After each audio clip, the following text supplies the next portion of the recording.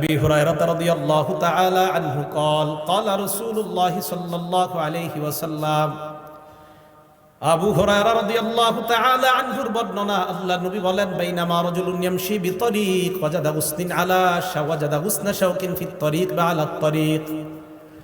নবীজি বলেন এক ব্যক্তি রাস্তা দিয়ে হাঁটতেছে, হাঁটতে হাঁটতে হঠাৎ একটা কাঁটাযুক্ত ডাল পেয়ে যায়। কাঁটাযুক্ত ডাল পাওয়ার পর ফাখরাহু, এই মনে করে কাঁটাযুক্ত ডালটা রাস্তা থেকে সরায় দেয়। কোনো মুসলমান এই ডালের মধ্যে পড়ে আঘাত পেতে পারে, কোনো মানুষ কষ্ট পেতে পারে। একটা সুই পাইছেন, রাস্তায় ফালাই দিছেন, একটা ইটের টুকরা, যে টুকরা আপনার পায়ে লাগছে, আপনি চিন্তা করলেন আমার আরেক মুসলমানের পায়েও লাগতে পারে, এই টুকরাটা আপনি সরাইয়া দিছেন। একটা কলার সিলকা, এটাতে আপনি পিছলা খেয়েছেন, আপনি চিন্তা করলেন আমার আরেক মুসলমান ভাইও এই সমস্যায় পড়তে পারে, আপনি সরাইয়া দিলেন। আল্লাহ নবী বলেন ফাশাকারাল্লাহ, আল্লাহ আপনার এই আমলটা এত কবুল করে নেয়, আল্লাহ আপনার প্রতি সন্তুষ্ট হয়ে যায়। শুধু তাই নয়, আল্লাহ নবী বলেন তার আগের জিন্দেগীর সব গুনাহগুলো মাফ করে দেয়। সুম্মা ক্বালা আশ-শুহাদাউ খামসা, এরপর আল্লাহ নবী এই হাদিসের মধ্যে বলেন 5 শ্রেণীর শহীদের আলোচনা করলেন। 1 নাম্বার আল মাতউন শহীদ, মহামারীতে কোনো ব্যক্তি যদি মারা যায়, প্লেগ রোগে যদি মারা যায়, ওই ব্যক্তি শহীদ হয়ে যায়। 2 নাম্বার আল মাবতুন শহীদ, পেটের রোগে যদি কেউ মারা যায়, কলেরা ডায়রিয়া হয়ে মারা গেলে ওই ব্যক্তি শহীদ। হ্যাঁ, কলেরা ডায়রিয়া, এই ব্যক্তি শহীদ 2 নাম্বার। 3 নাম্বার আল গরিক শহীদ, কোনো ব্যক্তি যদি পানিতে ডুবে মারা যায়, ওই ব্যক্তি শহীদ হয়ে যায়। 4 নাম্বার সাহিবুল হাদামি শহীদ, কোন ব্যক্তি গাছের নিচে দাঁড়ায় আছে, ডাব পরে তাল পরে মারা যায়, ছাদের নিচে দাঁড়ায় আছে, ছাদ পরে মারা যায়।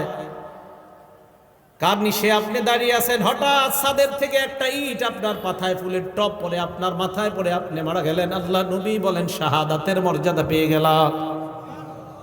5 নাম্বার শহীদ ফি সাবিলিল্লাহ, আল্লাহর রাস্তায় যে জিহাদ করে শহীদ হয়, ব্যক্তি শহীদ হয়ে যায়।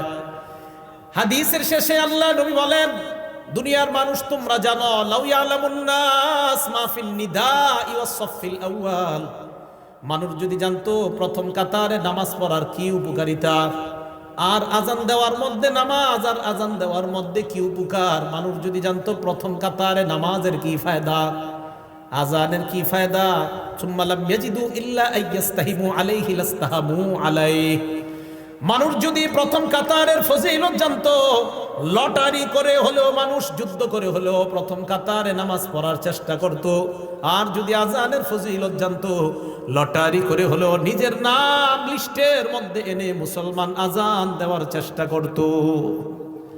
তাহলে আপনারা যদি জানতেন ফজিলত, নবীজি বলেন মানুষ বুঝতেছে না কেন যে প্রথম কাতারের ফজিলত, আজানের কি পরিমাণ ফজিলত, এগুলা মানুষ খুব মুয়াজ্জিনের অপেক্ষায় থাকে।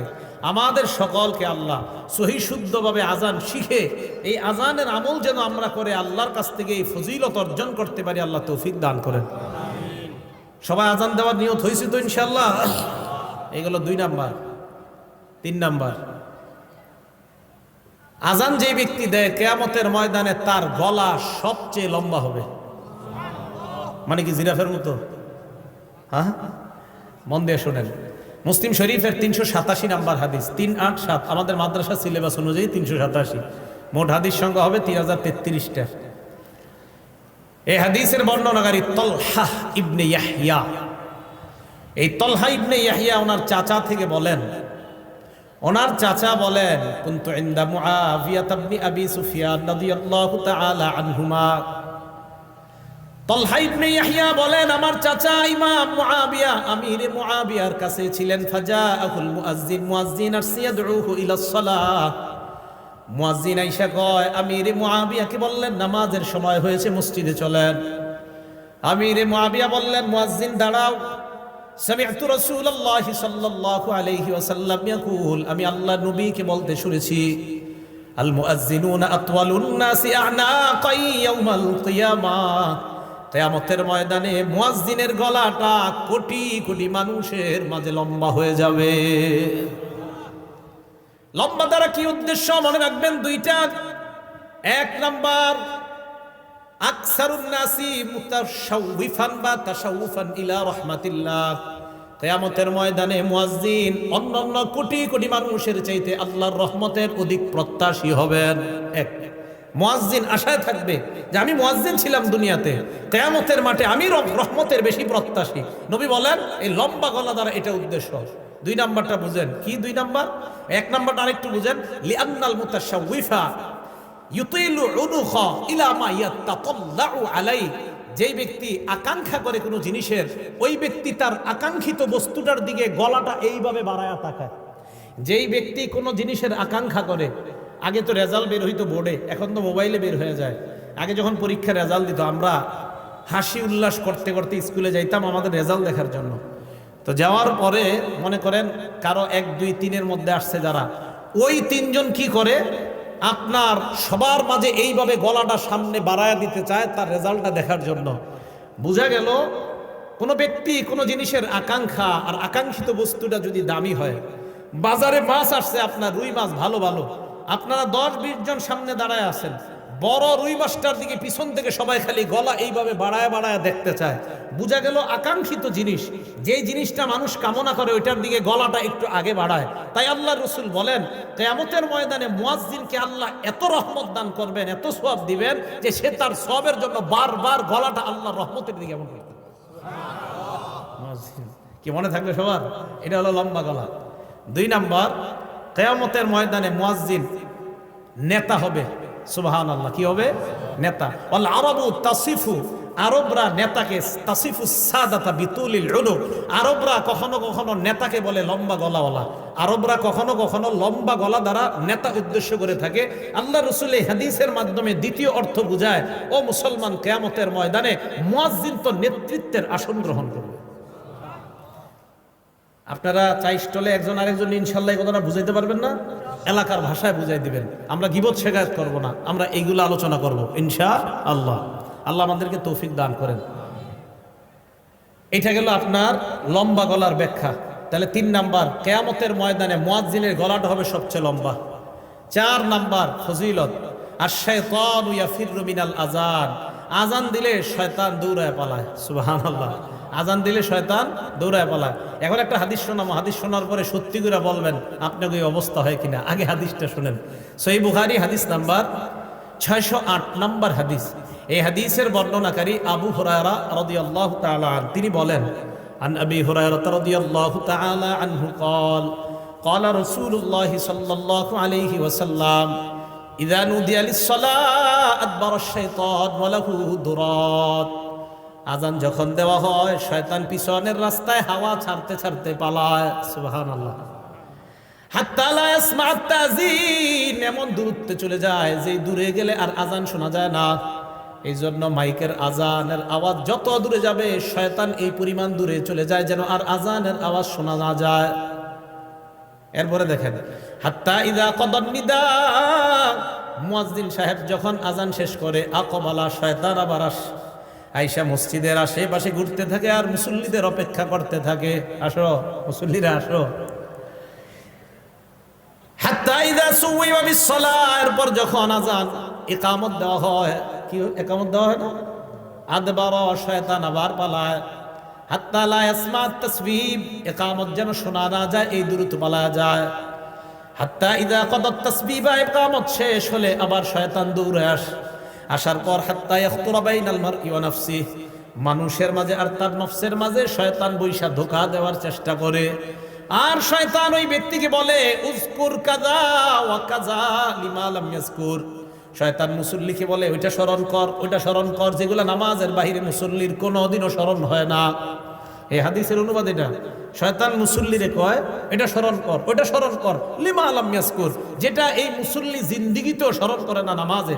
যেমন আপনি নামাজে দাঁড়াইছেন, আপনার বয়স বর্তমানে 31 বছর 32 বছর, শয়তান আপনার বলবে, তুই যে 7 বছর বয়সে তোকে ডেঙ্গাটা দিয়ে হাঁটছিলি মনে আসেনি, আচ্ছা কি দরকার আছে এটা এখন মনে করানো? এইগুলা ফাও জিনিস শয়তান আপনাকে মনে করাবে নামাজে। তো রাসূল বলেন, শয়তান আপনাকে বলবে, উযকুর কাযা ওয়া কাযা লিমা লাম ইয়াযকুর, তোমার এমন এমন জিনিস শয়তান মনে করাবে যেগুলো তোমার জিন্দেগিতেও মনে পড়ে না। এবার সত্যি করে বলেন তো এরকম জিনিস আসে কিনা নামাজে? নামাজে দেখবেন যত আজগুবি, আপনার নামাজে মনে হবে আমি যদি বিল ক্লিনটন হইতাম, আচ্ছা কি দরকার আছে আপনার এটা মনে হওয়ার? এইগুলা শয়তান আপনাকে নামাজে এরকম মনে করাবে। তো রসুল আকরাম সাল্লাল্লাহু আলাইহি সাল্লাম বলেন শয়তান আজান শুনলে পালায়। তাহলে বলেন তো যে জিনিসের মাধ্যমে শয়তানকে দৌড়ের উপর রাখা যায় এই আমলটার নাম কি? আজান। সবাই বলেন এই আমলের নাম কি? তো আমরাও চাই না, আমরাও ইনশাল্লাহ একদিন আমাদের এই অস্ত্র দিয়া শয়তানকে দৌড়ের উপর রাখবো। কারা কারা চাই ইনশাল্লাহ? তাহলে অন্তত জীবনে একদিন হলে আজান দিয়েন, যেন আপনার আজানে শয়তান দৌড়ের উপর থাকে। আল্লাহরে বলতে পারবেন আল্লাহ ওরে একদিন দৌড়ের উপর আমি রাখছি। এখন কথা হলো শয়তান আজান শুনলে কেন পালায়? দুই কারণ। বলেন কয় কারণ? হ্যাঁ মনে রাখবেন।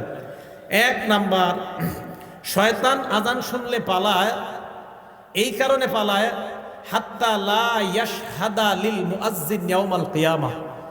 শয়তান যেন কিয়ামতের ময়দানে মুয়াজ্জিনের পক্ষে সাক্ষী না দেয়, তাই শয়তান পালায়। হাদিসে আসছে আজান যেই শুনবে সেই সাক্ষী দিবে। তো শয়তান যদি শুনে ও তো সাক্ষী দিতে হবে, তাই শয়তান পালায়া যায় যেন মুয়াজ্জিনের পক্ষে আল্লাহর কাছে সাক্ষী দেওয়া না লাগে। এক নাম্বার এই কারণে পালায়। দুই নাম্বার শয়তান পালায়, ইবনে হাজার আসকালানী রহমতুল্লাহ আলাই বুখারী শরীফের ব্যাখ্যা গ্রন্থ লেখছে ফাথুল বারী 2 নম্বর খণ্ড 87 নম্বর পৃষ্ঠায় উনি লেখেন লিআন্নাল আযানা দুআউন ইলাস সালাতিল মুশতামিলা। কেননা আজান এমন এক আহ্বান, যে আহ্বান মানুষকে নামাজের দিকে ডাকে।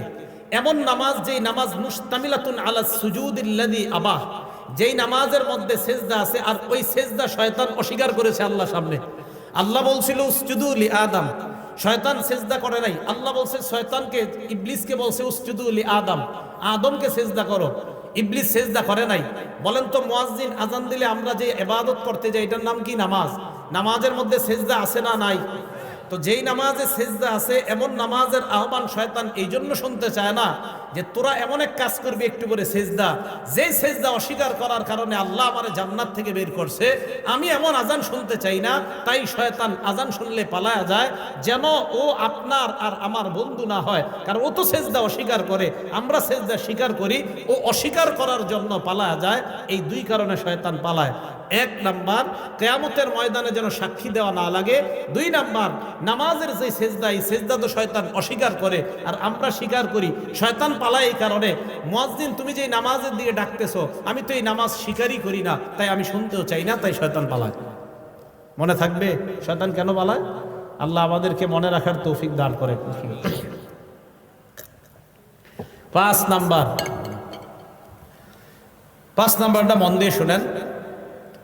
মুয়াজ্জিন সাহেবের আজান যতটুকু পরিমাণ যায়, মুয়াজ্জিনের আজান যতটুকু পরিমাণ যায়, জিন ইনসান ওয়ালা কুল্লু শাইইন, যত জিনিস শুনে সবাই মুয়াজ্জিনের পক্ষে কিয়ামতের ময়দানে সাক্ষী দিবে। বুখারী শরীফের 609 নম্বর হাদিস। এই হাদিসের মধ্যে আবু সাঈদ খুদরি রাদিয়াল্লাহু তাআলা এক ব্যক্তিকে ডাক দিয়ে বললেন, ইন্নী আরাকা তুহিব্বুল গনামা ওয়াল বাদিয়া, আমি দেখতেছি তুমি বন জঙ্গল এবং রাখালগিরি করা অনেক পছন্দ করো। এই কথা শোনার পর এই ব্যক্তি বললেন, হ্যাঁ রাখালগিরি করা এটা আমার অনেক পছন্দ, বন জঙ্গল আমার অনেক পছন্দ। আবু সাঈদ খুদরি বললেন, ফাইদা কুনতা ফি গনামিকা আও বাদিয়াত, তুমি যখন রাখালগিরি করবা অথবা বন জঙ্গলের মধ্যে থাকবা, ফাআযানতা লিস-সালাহ, নামাজের জন্য যখন আজান দাও, ফারফা সাওতাক, তোমার আজানের আওয়াজটা উঁচু করবা। ওই ব্যক্তি বলেন, আজানের আওয়াজ উঁচু করব কেন? আবু সাঈদ খুদরি বলেন, ফাইন্নাহু লা ইয়াসমাউ মাদা সাওতিল মুআজ্জিনি জিন্নুন ওয়ালা ইনসুন ওয়ালা শাইউন ইল্লা শাহিদা লাহু ইয়াউমাল কিয়ামাহ, কেননা মুয়াজ্জিনের আজানের আওয়াজ জিন ইনসান এবং যারাই শুনতে পায় কিয়ামতের ময়দানে আল্লাহর কাছে মুয়াজ্জিনের পক্ষে সাক্ষী হয়ে যায়। তুমি আজান বন জঙ্গলে দিলেও উঁচু আওয়াজে দিবা। কেন দিবা? তোমার আজানের আওয়াজ যত মানুষ, যত জিন যারাই শুনবে তারাই কিয়ামতের ময়দানে সাক্ষী দিবে। এখন আমি আপনাদেরকে বলতে চাই, আমার পক্ষে কিয়ামতের ময়দানে জিন ইনসান এবং প্রচুর পরিমাণ সাক্ষী হোক, এটা আমরা সবাই চাই কি চাই না?